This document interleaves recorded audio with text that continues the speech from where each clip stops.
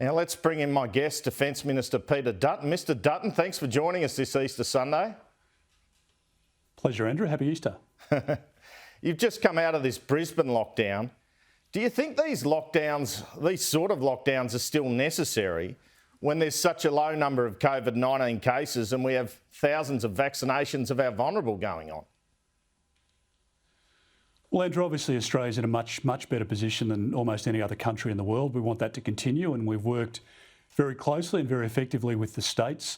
I had hoped that the closure of borders was behind us because as we've seen the contact tracing process mature and, again, to be world leading, we should be able to deal with an outbreak of 1 or 2 or 3 cases. So I think there has been from the start, and probably even in this latest example, been a bit of panic by Premier Palaszczuk. I think there was a lot of worry from tourism operators, and rightly so, that bookings would fall away dramatically, that people would obviously not be able to go to restaurants, yet all of their shelves were stocked.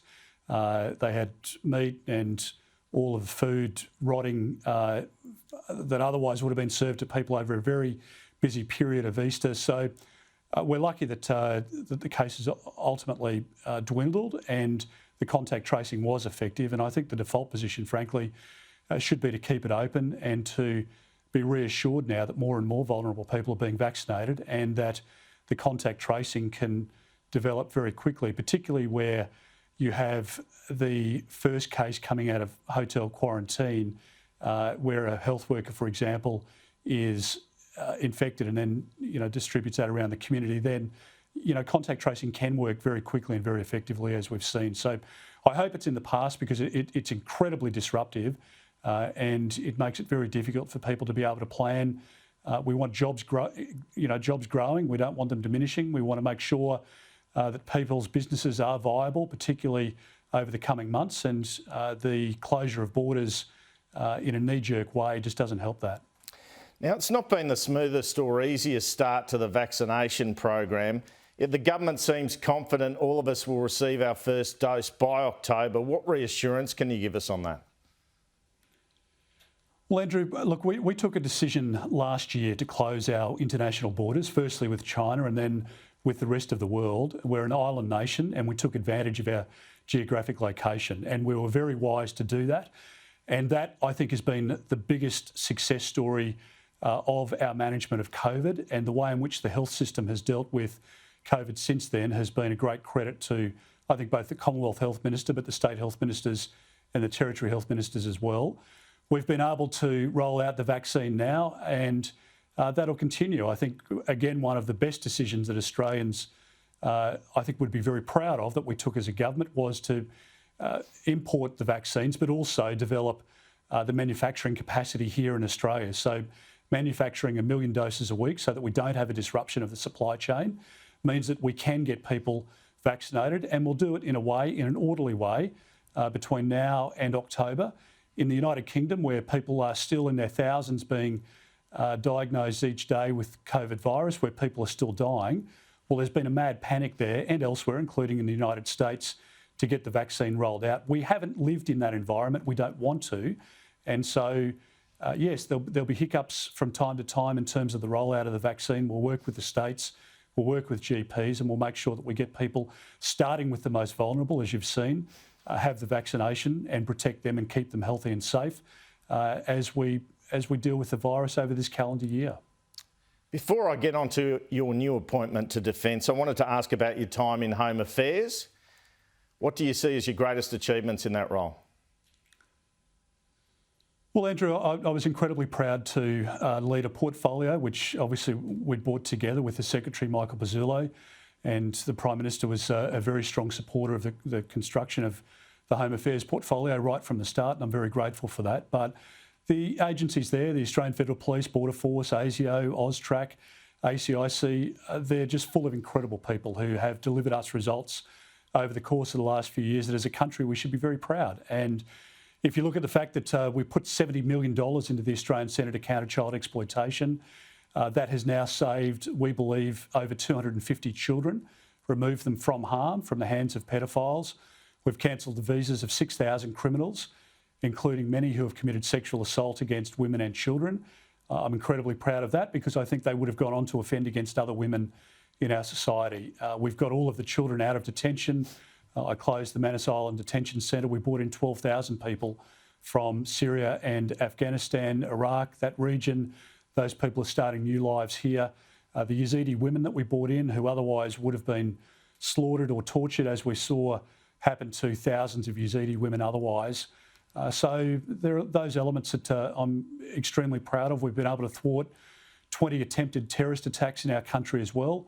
And I'm obviously incredibly proud now to be going into the defence portfolio to work with, I think, Australia's finest, those that wear the uniform in our country's name. They should be incredibly proud of what they do, and I'm incredibly proud of what they do as well. Well, it's been an interesting reaction to your appointment as Minister for Defence. Greg Sheridan, the foreign editor for The Australian, he told Kieran the other day it was the first time in many years a serious A-grader has gone into the portfolio. But the Global Times out of China had an article criticising your appointment, describing you as a hawk, saying it was likely you would look to work with the US to stir up South China Sea issues. What do you make of all that?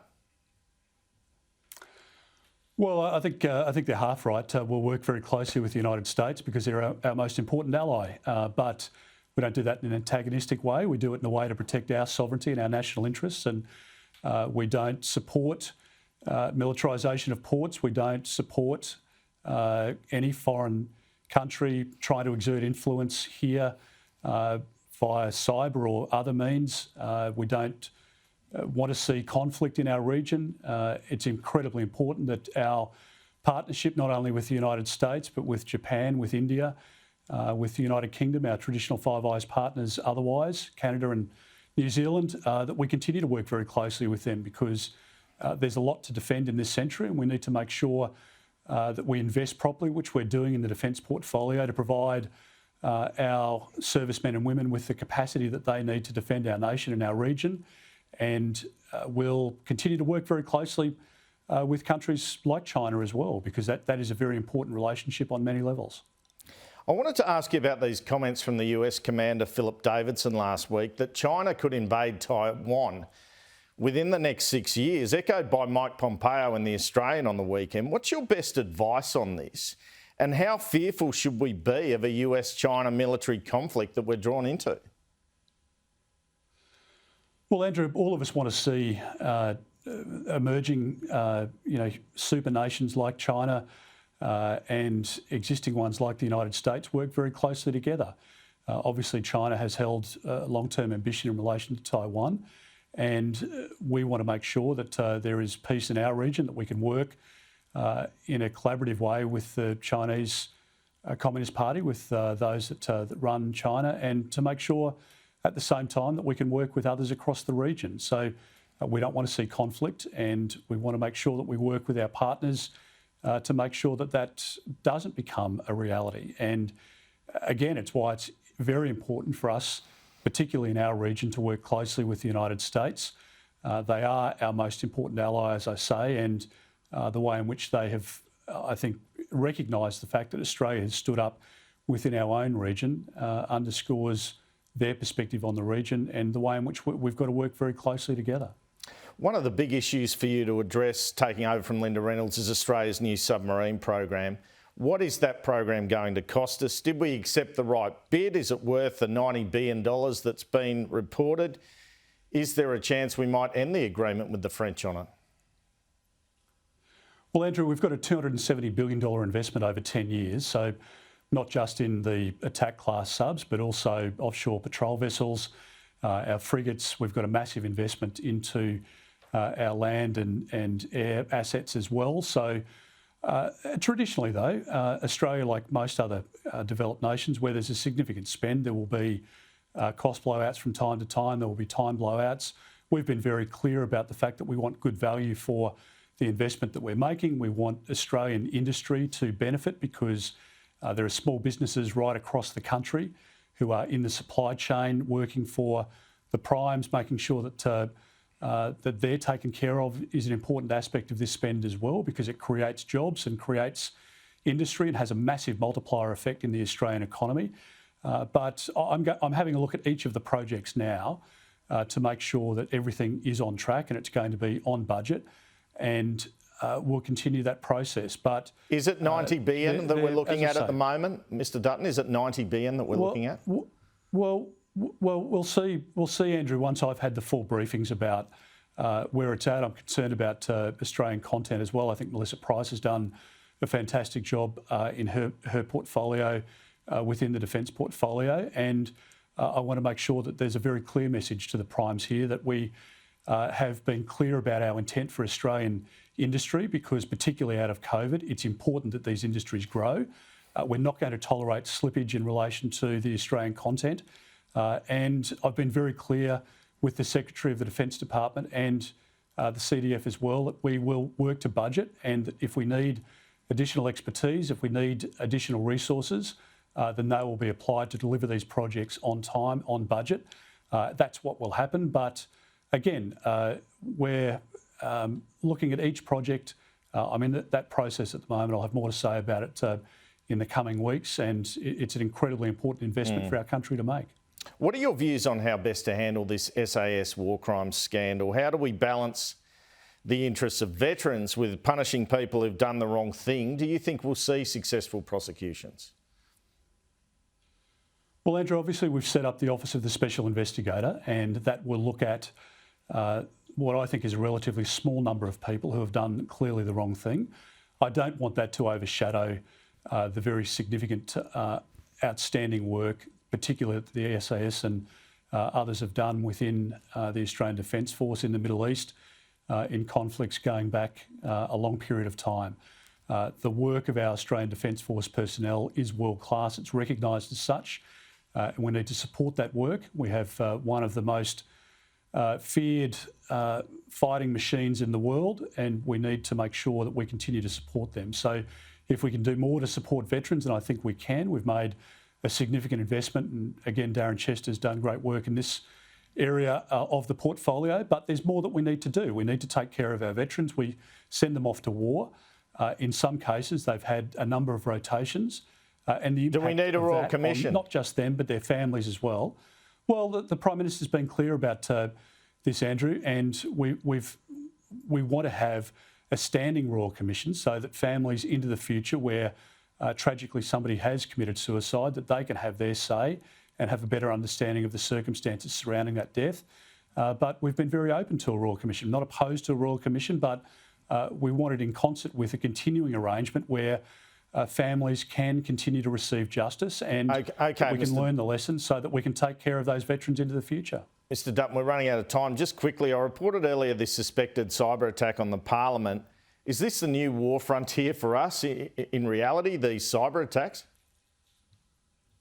Very much so, Andrew, and we've seen not just, as you say, government, but non-government and commercial enterprise under attack at the moment, and for a long time. And we've invested significantly into this space. There's ransomware, there is theft of IP, intellectual property that companies have, and law firms might be negotiating on behalf of a particular party.